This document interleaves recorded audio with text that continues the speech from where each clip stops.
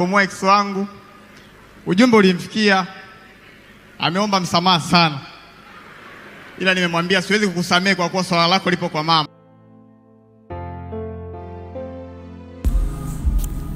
Bwana, unaambiwa kama gundu linazidi kumwandama comedian anaitwa Saidi Saidi.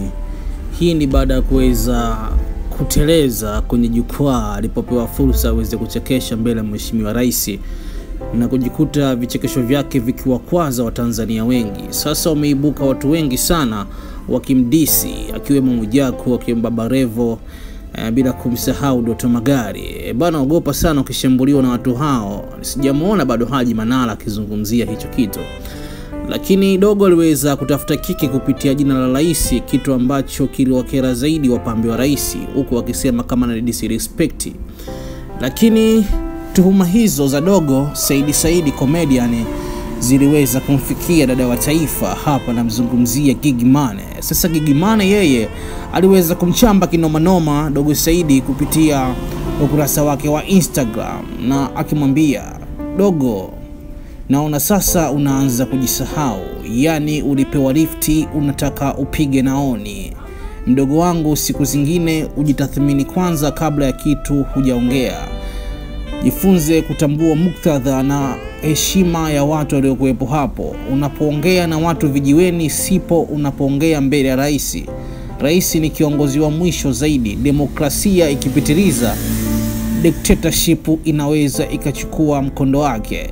Haya yalikuwa maneno ambayo Gigy Money akiweza kumchana makavu Saidi Saidi baada ya kuweza kuharibu kwenye show yake hile. Niweze kumnukuu Saidi Saidi, aliweza kusema, habari mama, nimekumisi sana, najua uko bize na ziara, lakini mimi niko bize na show.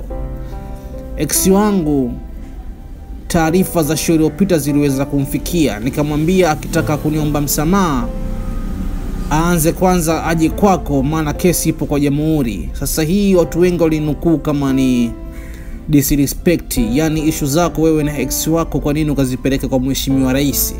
Rais ana majukumu mengi sana ya kufanya, kwa nini adili kama mambo ya ex wako? Hii ilikuwa noma zaidi, ilikuwa ni hatari mzee.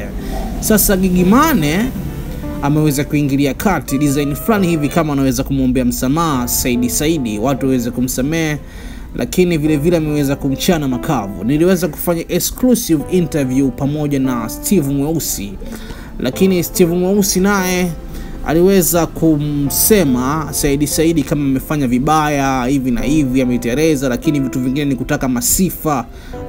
Maana mara ya kwanza ili perform better hadi aliweza kupata picha pamoja na mheshimiwa. Dogo alivyopewa lift akataka design fulani kama waweze kupiga naoni. Steve alisema kwa upande wake madogo wanaochipukia sasa hivi waweze kuiga kwa watu wazima. Doto Magari naye akamwambia hivyo hivyo, akamwambia, we Saidi Saidi, kama hauwezi kuperform ukifika pale sifia Chama cha Mapinduzi alafu shuka kakae nyuma kabisa. Bwana, dondosha komenti yako wewe kwa upande wako, unaonaje alichokifanya Saidi Saidi? Je, watu kumshambulia ni sawa ama vipi? Lakini kwanza kabla ya yote usisahau kusubscribe channel yako nzuri kabisa hii ya Bongo Complex Media.